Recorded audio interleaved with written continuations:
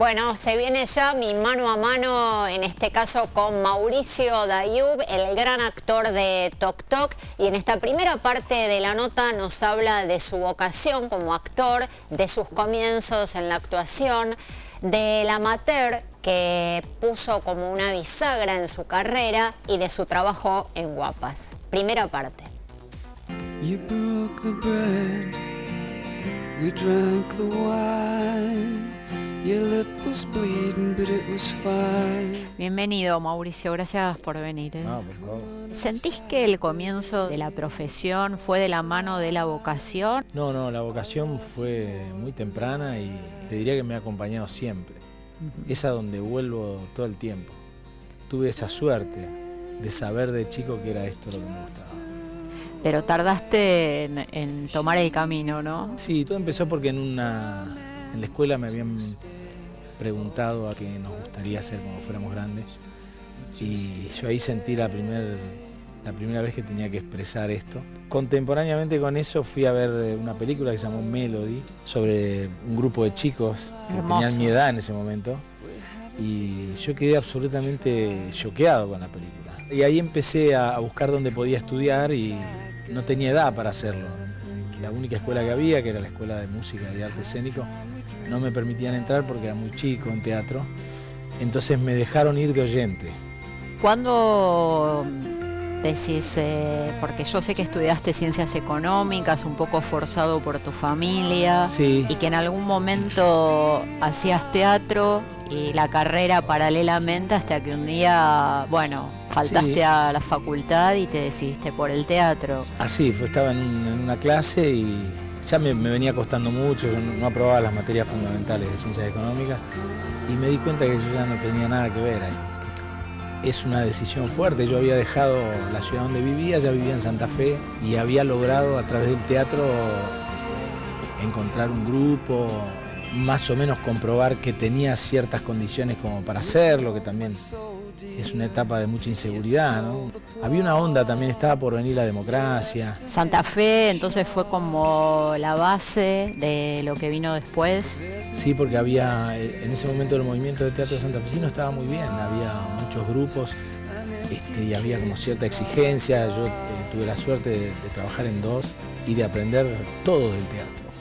Era un apasionamiento de locos. En un espectáculo que queríamos hacer en una terraza, empezamos a subir un piano y no subía por las curvas del piano y empezamos a desarmarlo para poder, porque queríamos estrenar ese fin de semana. ¿Qué obra era? Rockefeller en el lejano oeste, de René de Valdía, que tiene una anécdota que a veces contamos con Daddy porque fue el momento en el que yo me venía a Buenos Aires y se buscó un actor que me reemplazara, yo hacía el rol protagónico. Y fue él, ¿no? Y lo hizo él. Que siempre que nos vemos terminamos hablando de eso. Hay una bisagra en tu carrera que es el amateur, ¿no? Donde vos te volcás a escribir una obra, a protagonizarla, a ganarte premios importantísimos. Y me gustaría que me cuentes cómo nace el amateur y qué te pasó durante todo ese proceso de gestación. Nació por una imagen que yo había tenido de chico cerca de mi casa, donde yo vivía, había visto alguien que queriendo ser único en el mundo había intentado batir un récord de permanencia en bicicleta. Y con el tiempo me dio la sensación de que ese esfuerzo que hacía él era el que cualquiera tenía que hacer para hacer bien lo suyo, digamos. Y grabando televisión, teniendo muchas horas durante el día. ¿Qué estabas grabando? Empezó con Canto Rodado, Amigobios, como Pan Caliente, La Chica de Enfrente. Y como tenía muchas horas y tenía que esperar, empecé a escribir como un guión de cine esta historia. Veía que fluía mucho lo que escribía, se me ocurrían muchas cosas. De hecho, lo empecé a hacer como un guión de cine porque nunca pensé que iba ni a ponerlo en teatro ni a ponerlo en cine. Sí, las dos cosas, bueno, después se hizo la película. Claro. No todo usted está cerca de la gloria. Está tocando pavo.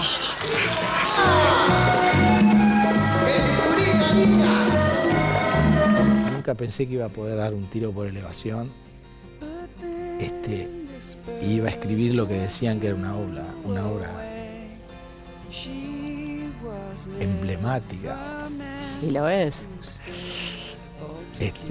Me emociona porque hubo Sí. momentos muy fuertes, ternado con Cosa y Gorostiza. Sí, eso te iba a decir, con Cosa y Gorostiza. Le ganás a Cosa y a Sí. Gorostiza. Era todo como increíble. Y además, yo me había jugado a producirla también, entonces había puesto en práctica lo que había aprendido antes, pero en forma completa, porque actuaba, escribía, producía y había tomado las decisiones de elegir a todos y todo había funcionado, entonces era fuerte. Vos lo elegiste al Indio Romero. Yo lo elegí al Indio, que nunca había dirigido, lo elegí a Bando y le dije que yo no se la iba a ofrecer porque no quería escuchar que nadie me dijera que no. Así fue con todos, así surgió. Y fue muy importante para después también, porque me animé a otros rubros del teatro un poco con ese hándicap. Escribiste después Adentro. Después escribí Adentro, con la que inauguré Chacaredian, después escribí El Batacazo. El Batacazo. Yo lo elegí porque pienso que va a poder. Hace años que veo cómo ganan algunos y pierden otros. Pero si lo hacemos como yo le digo, la suerte va a caer solita. Antes hacías este paralelo, ¿no?, entre lo que veías del ciclista y lo que te pasaba a vos, y yo pensaba en otra cosa paralela que contaste, que fue estudiar ciencias económicas y tener la vocación de ser actor, con tu personaje en Guapas, ¿no? El abogado que también quiere ser actor. ¿Lo pensaste cuando lo hacías, Guapas? No, en general me gustó que Barone, porque fue una idea que surgió de él, me dijera que quería hacer stand-up. Me pareció como muy coherente y que iba a tener un color distinto. De hecho, cuando empezamos a desarrollar el stand-up, el personaje ganó mucho y a mí también yo encontré un canal que me daba mucho vértigo porque me pedían que lo hiciera mal y a mí me parecía que tenía que hacerlo bien, porque él no era bueno. ¡Sí, sí! ¡Llegó la alegría para todos ustedes! ¡Ja, ja, ja! ¡Vamos! Vamos a mover, a mover, a mover. Moviendo bracito primero, moviendo el otro después. Vamos, vamos, gusanito, gusanito, gusanito, gusanito, gusanito, gusanito, alegría. ¡Eso! Y se le encontró fue surgiendo un color que tenía que ver con que él pensaba que lo hacía muy bien y los demás estaban convencidos que lo hacían muy bien. Que lo hacía mal. ¡Bravo! Bravo, Marce. Enormes gracias a Mauricio por la entrega, por su emoción. Me encanta como actor y bueno, en esta segunda parte de la nota finalmente Guapas gana el Martín Fierro de Oro, en el Martín Fierro último del domingo, y en esta segunda parte sigue hablando de cómo abrió el Chacarerian junto al Puma Goiti. Habla de Carlos Gandolfo, su maestro, y de sus referentes en la actuación. El Martín Fierro de Oro, año 2014, para Guapas, Canal 13. Elegidos por la gente, elegidos por Atra. El máximo galardón de esta noche, el Martín Fierro de Oro, es para Guapas. ¿Y el Chacarerian por qué? Yo me empecé a dar cuenta que tenía un teatro en casa, porque como había producido mis obras, antes de esa había producido A lo Loco, con Tony Lestingi, y iba acumulando luces, vestuario, escenografía, que tenía que hacer algo con eso, necesitaba un estudio. Y se me ocurrió, el país estaba muy mal, veníamos del 2001, se me ocurrió escribir una obra muy argentina, muy con los valores del argentino, que era una puja entre un maestro tradicional y uno más joven. Y dije, lo voy a hacer en un lugar no tradicional, y ahí lo sumé al Puma, a Luis Artor, a Martín Cortés, y ahora a Marcelo Citelli también. La idea en ese momento era que la obra era muy argentina, se comiera también comida argentina. Sí, me acuerdo. Ser un lugar, un teatro bar, y ahora hace unos años ya lo hicimos teatro tradicional. ¿Fue tu maestro más importante, Gandolfo? Sí, fue con los que trabajé los dos primeros, Osvaldo Neira y Antonio Germano, al igual, digamos, pero con Gandolfo como que tuve la suerte de elegir un maestro que lo que me podía brindar era lo que me faltaba. Así que no hubiera podido hacer Los Cuatro Jinetes Apocalípticos de José Pablo Feynman si no hubiera tenido el tiempo y el espacio para comprobar, y hacía 8 personajes distintos. Eso, que la transformación permanente, ¿no? Claro, todo eso teniendo el ámbito ayuda, da mucha seguridad y uno se puede equivocar y bajarla de cartel. Son esos espectáculos que uno le permiten tirarse un piletazo y si sale, sale, y si no, bueno. Pero me tomo la copa de vino tinto, pego un puñetazo en la mesa y digo, pero vos lees, pero ¿qué pasó? Dios, que iban todos a contramano.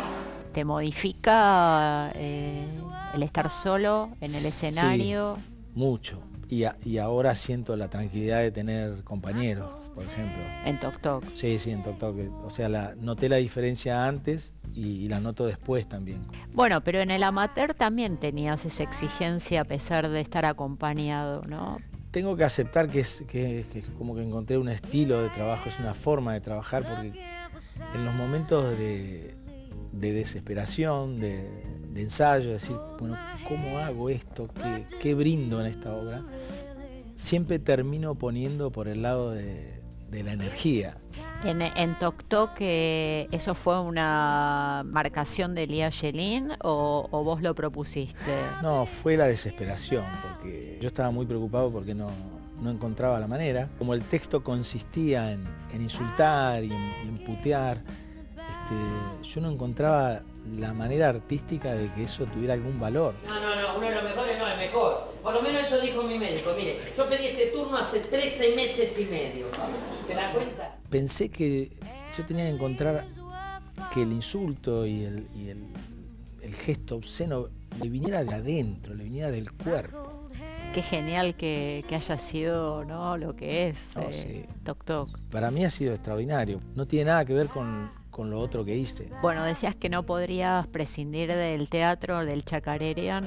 ¿Podrías prescindir de ser actor, de ser productor, de dirigir? No. Desde el ser actor creo que he podido escribir, producir, dirigir, manejar la sala.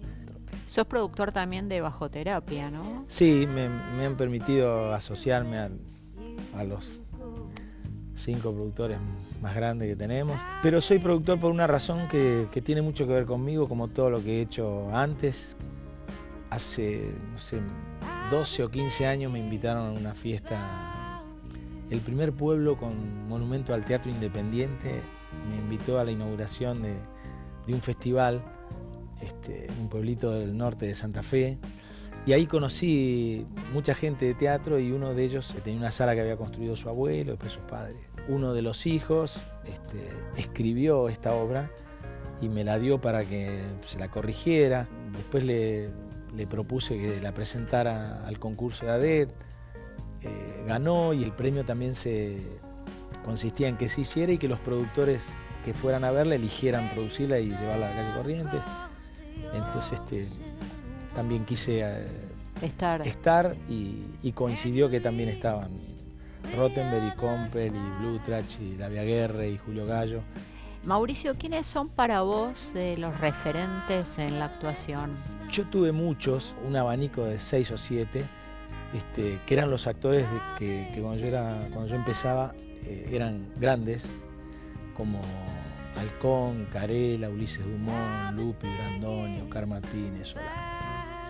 Yo leí algo que vos en algún momento tuviste como objetivo, ¿no? Que decía algo así como que de chico soñabas con ser de grande, eso que cuando eras chico veías como un hombre feliz. Sí, ser de grande lo que uno se imaginó que iba a ser cuando era chico.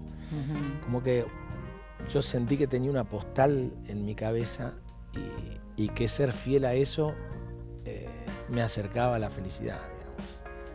Alejándome de ahí encontraba dificultades, pero acercándome a eso no importaba si me iba bien o me iba mal. Yo había hecho lo que quería. ¿Y sentís que fue así? Sí.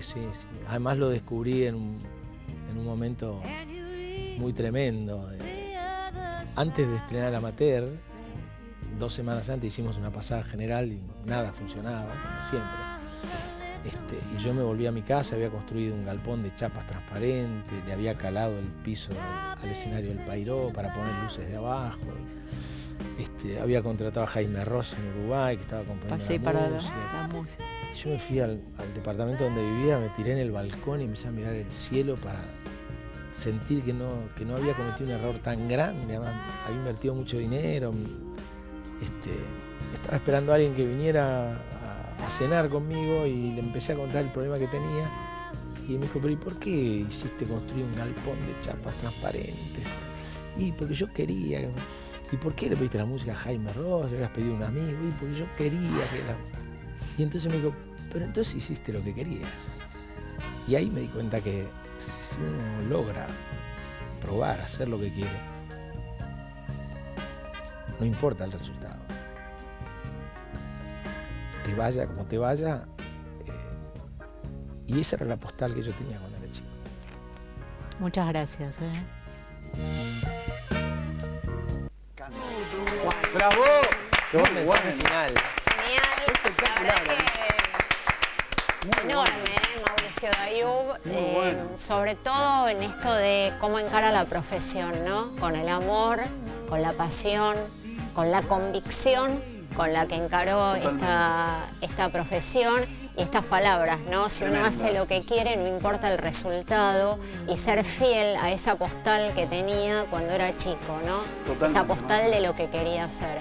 Así que bueno, Mauricio, mil gracias. Todos pueden verlo en Toc Toc, una obra a la que le va fantástico y en la que él brilla como siempre en todos sus trabajos. Nos vamos a un corte.